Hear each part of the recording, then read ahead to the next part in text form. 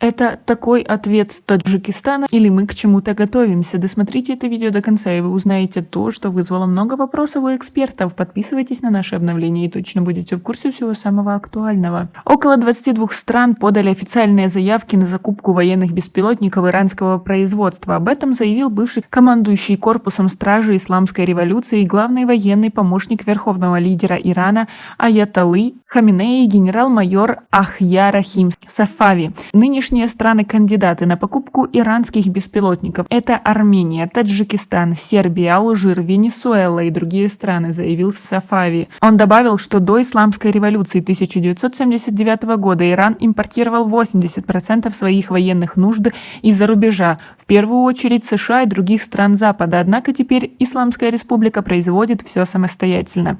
Подтвердить эту информацию в соответствующих структурах Таджикистана пока не удалось. Между тем, стоит напомнить, что в мае текущего года иранское информагентство сообщило, что в Таджикистане открылось предприятие по производству иранских беспилотных летательных аппаратов ВПЛА «Абабил-2». Тогда сообщалось, что в открытии приняли участие министр обороны Таджикистана Шерали Мирзо и начальника Генерального штаба вооруженных сил Ирана Мохаммад Бакири. При поддержке вооруженных сил Исламской Республики Иран. По сообщению иранских СМИ, в церемонии открытия предприятия Бакири отметил, что сегодня мы находимся в положении, когда, помимо удовлетворения наших внутренних потребностей для укрепления безопасности и прочного мира, можем экспортировать военную технику союзникам и друзьям. Начальник Генерального штаба вооруженных сил Исламской Республики Иран назвал открытие завода Абабил-2 в Таджикистане поворотным моментом в военном сотрудничестве двух стран. Таджикская сторона по этому поводу не публиковала официальной информации. Как вы относитесь к такой ситуации? Как вы думаете, сможем ли мы закупить эти беспилотники?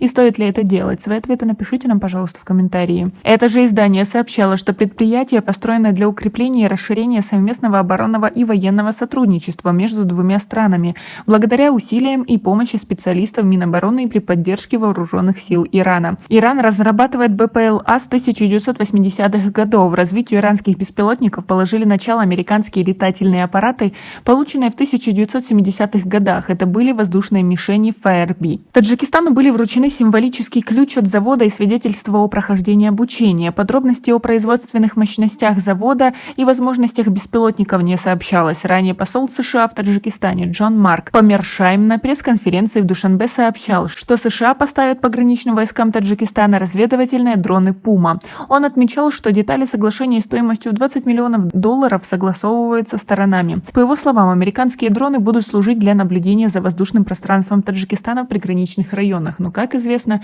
их в Таджикистане все еще нет. И пока Кыргызстан выигрывает тем, что у них есть беспилотные летательные аппараты «Байрактар». Что они успели натворить в Таджикистане, мы рассказывали в прошлых видео. Как вы думаете, стоит ли делать это Таджикистану, закупать эти беспилотники?